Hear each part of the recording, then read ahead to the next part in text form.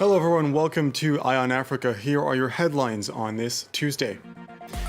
A horrifying attack on several villages in northern Mozambique leaves 50 people dead. Authorities say the culprits are linked to the Islamic State group. Fighting rages on in the Tigray region of Ethiopia. Hundreds are dead and at least 3,500 refugees have spilled over the border into Sudan.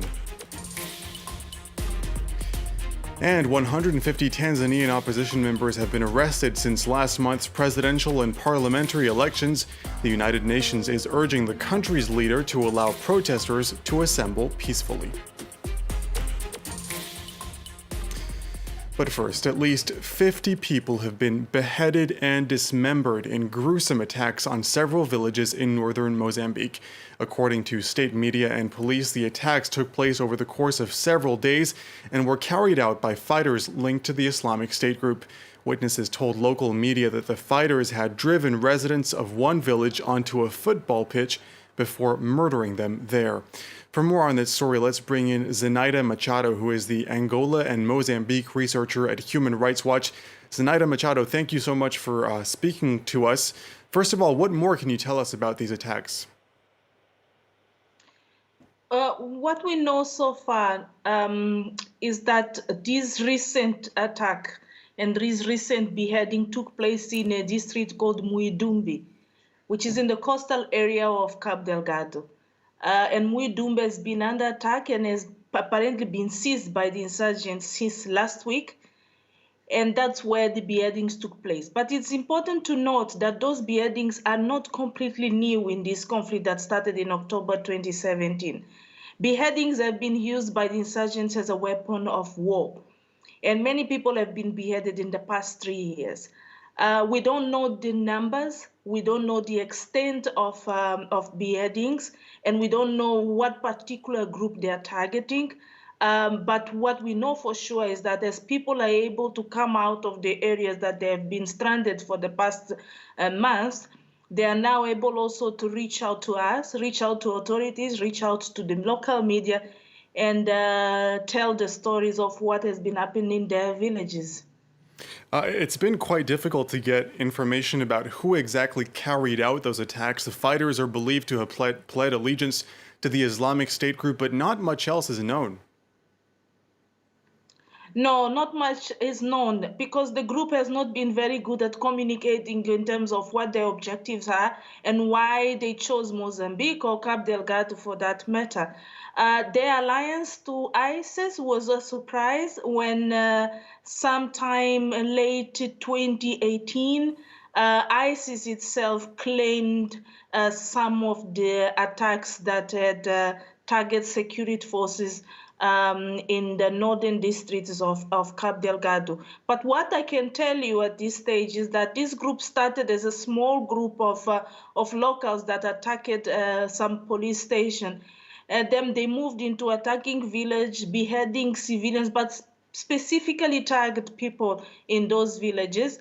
But now they've grown, and they've grown to the stage of being able, for example, to take control of some towns, which is the case of Mosimbo da Praia that was first seized in towards end of August, and they're still controlling the town. And now most recently the case of Muidumbi, which is where people are beginning to flee from. Some analysts say that it's not only religion that could be involved in this situation. Some analysts are suggesting that unemployment, poverty could be a source of this anger. Do you believe that's credible? I believe that the genesis of the conflict of Cabo Delgado involves several phenomena. The religious one could be one because a large part of the population there belongs to a certain Muslim, a certain religious group. There is also an element of poverty and an even society where all those news of gas and oil discoveries have not really tracked down to the ordinary citizen, to that young man that has been unemployed for decades and is looking for an opportunity to survive and to feed his young family. But there is also an element of tribals. There are two major tribes in Cabo Delgado that don't seem to really managed to sort out their differences over centuries of existing. So there are a lot of elements playing around the conflict. I think at this stage, all we can do is to wait for the group itself to come up and their leadership to tell us what exactly they're intending to do. Very quickly, Mrs. Machado, Human Rights Watch, Amnesty International, they've also criticized the government for the way it has responded to past attacks carried out in the area. Yes, we have also documented abuses from security forces, especially in their counter-terrorism operations. We know that security forces mishandle detainees. We know also that they arbitrarily arrest people, they harass people, they arbitrarily detain journalists who are simply reporting on what is going on. And most recently, many people have seen, we have come up with some videos that show security forces summarily executing people. Okay. Zenaida Machado, the Angola and Mozambique researcher for Human Rights Watch, thank you very much for your time. The African Union has called for an immediate ceasefire in Ethiopia after hundreds of people were killed in violence there. The government sent troops and Air Force jets into the northern region of Tigray last week, but Prime Minister Abiy Ahmed has rejected international pleas for dialogue until the operation is over. Nicolas Germain has the latest. The conflict in Ethiopia is extremely difficult to cover. Foreign media was not allowed access to the Tigray region on Tuesday, and phone and internet services have been shut down. The president of the Tigray region accused Eritrean President Isaias Afwerki of supporting militarily his ally Ethiopian Prime Minister Abiy Ahmed. The two men know each other well. They signed a peace agreement 2 years ago.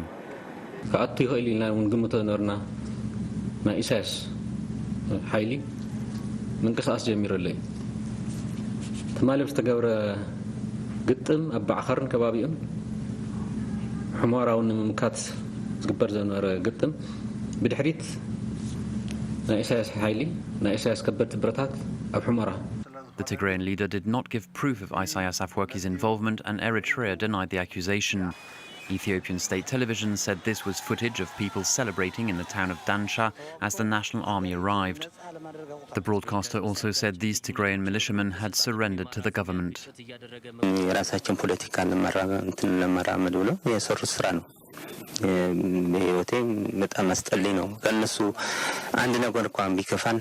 For nearly 3 decades, Tigrayans, who are a minority, dominated the Ethiopian government. But since the arrival in 2018 of Abiy Ahmed, who's from the largest Oromo ethnic group, they feel marginalized.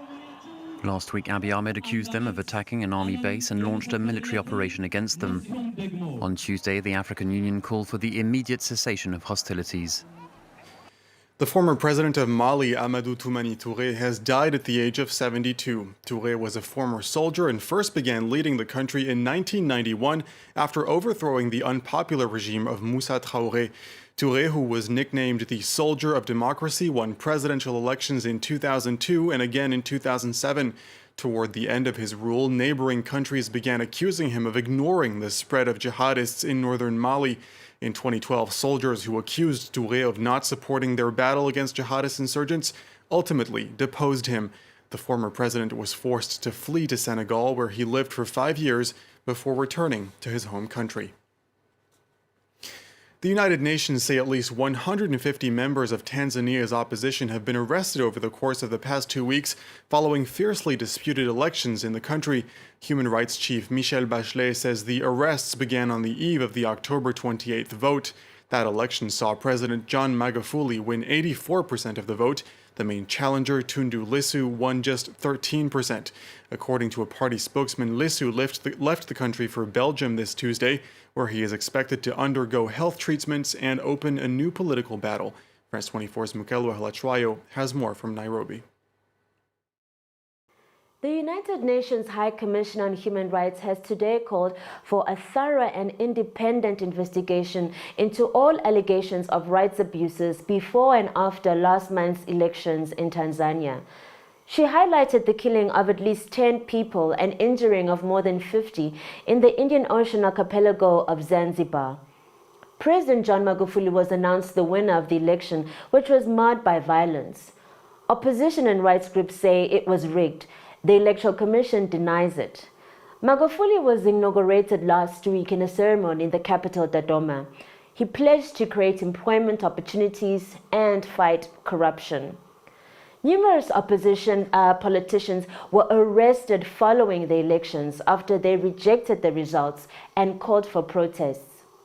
The spokesperson of ACT, an opposition party, is currently here in Kenya's capital, Nairobi, receiving medical treatment after he was attacked by police last week. The main opposition party leader, Tundu Lissu, has fled to Belgium, where he previously lived in exile after surviving an assassination attempt nearly 3 years ago. He says that he has received death threats since disputing the poll results and calling for his supporters to demonstrate. Meanwhile, Amnesty International has called on the government of Kenya to grant asylum to a former member of Tanzania's parliament who has fled the country after he said that he was also threatened. Rights groups have expressed concern about the shrinking civic and media space since Magufuli came into power 5 years ago. The disputed election results almost completely eliminated opposition parties from parliament. They say they expect the next 5 years will see more repressive legislation to silence government critics, target journalists, and restrict civil liberties. That does it for this edition of Eye on Africa. Thomas Waterhouse will be with you in just a moment as Live from Paris continues on France 24.